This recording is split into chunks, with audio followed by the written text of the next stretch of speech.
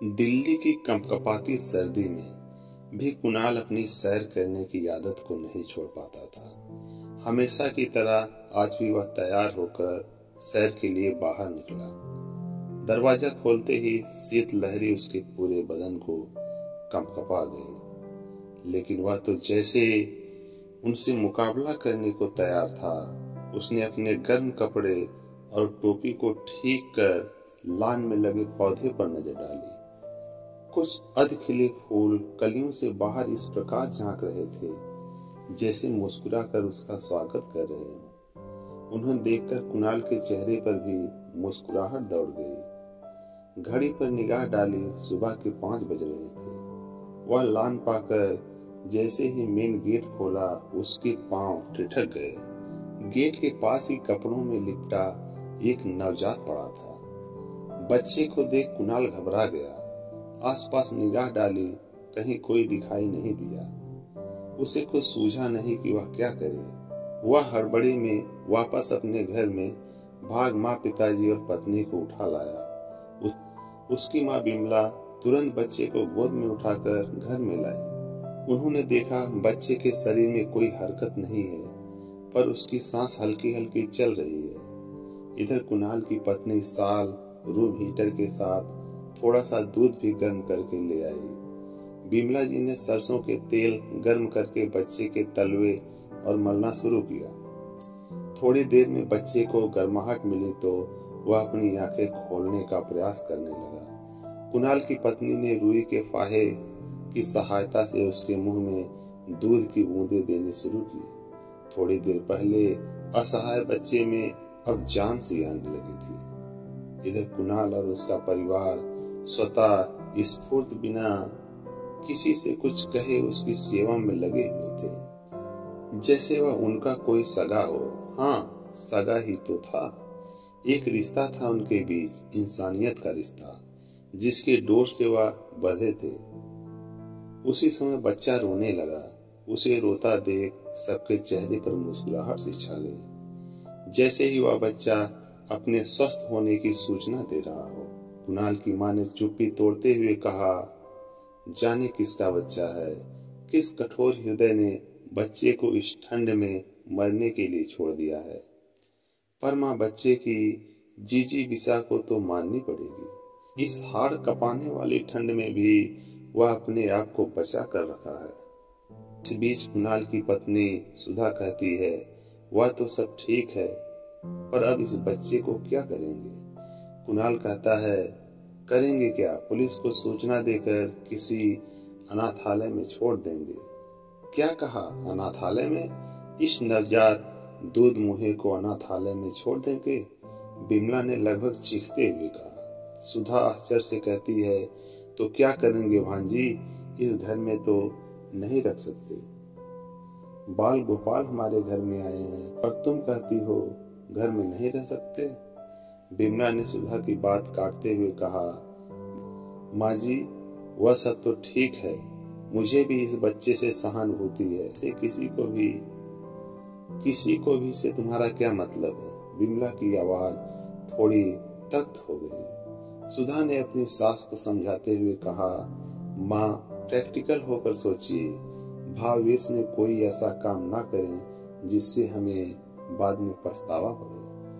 कुणाल अपनी पत्नी का पक्ष लेते हुए कहा, सुधा ठीक कह रही है माँ, हम कोई समाज सुधारक तो है नहीं कि राह चलते किसी भी लावारिस बच्चे की जिम्मेदारी ले लें। लावारिस सब सुनते ही बिमला को जैसे करंट सा झटका लगा। कुणाल, एक बार लावारिस कह दिए, दोबारा इस शब्द का प्रयोग मत करना, वरना मैं बर्दाश्त नहीं कर पाऊंगी।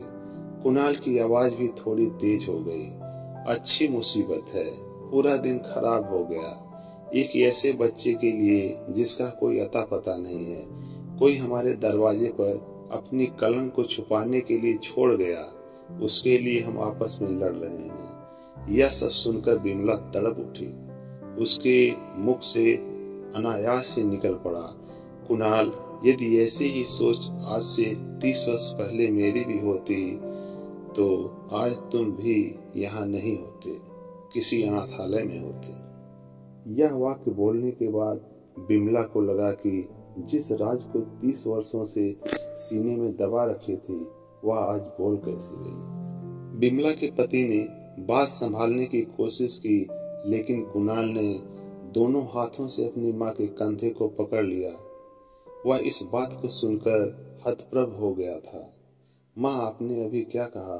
बिमला चुप खड़ी रही, जैसे उसे काट लग गया हो।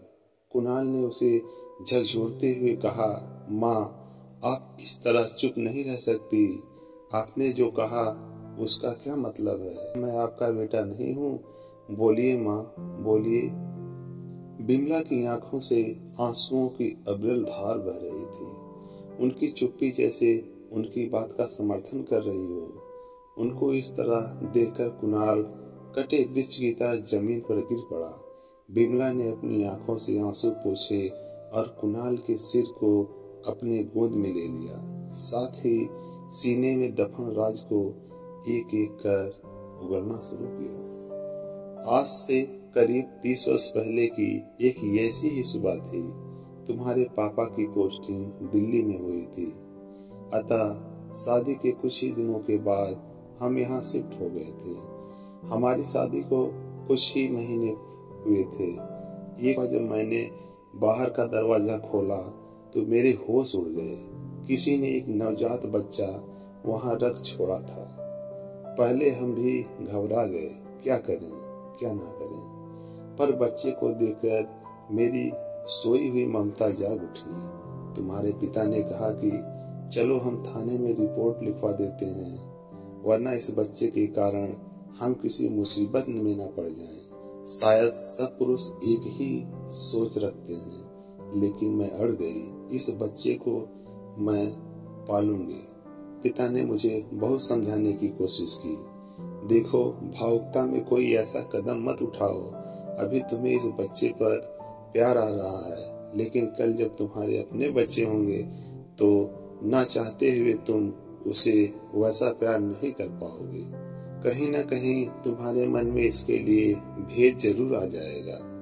तुम्हें अपने इस निर्णय पर पछतावा होगा। मैं नहीं चाहता कि किसी भी बच्चों के साथ कोई अन्याय हो। सुनकर कहीं अगर ऐसी बात है तो ठीक है, मैं भी एक भीष्म प्रतिज्ञा करती हूँ।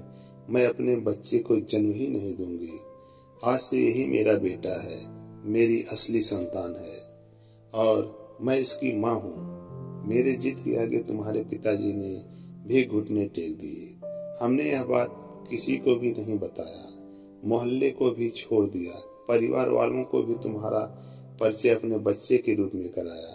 मैं अपनी प्रतिज्ञा पर हमेशा कायम रही और मेरे मन में कभी भी यह ख्याल नहीं आया कि तुम मेरे बच्चे नहीं हो। तुम्हारे पिता ने भी मेरे वचन का मान रखा, लेकिन इस बच्चे के कारण आज सारे भेद से पर्दा उठ गया। कुणाल और उसकी पत्नी सुधा दम साधे अपनी माँ की सारी बातें सुनते रहे। चारों ओर सन्नाटा पसर गया। सिर्फ सुधा की सिसकियां ही वातावरण की खामोशी को भंग कर रही थी। थोड़ी देर संयत होने के बाद कुणाल अपनी माँ को सहारा देकर उठाता है और कहता है, माँ, कल एक कर्ण को तुमने सहारा दिया, एक कर्ण का पालनहार बनने की मैं भी शपथ लेता हूँ। इसी बीच बच्चा जोर जोर से रोने लगता है, जैसे वह भी अपनी स्वीकृति प्रदान कर रहा हो।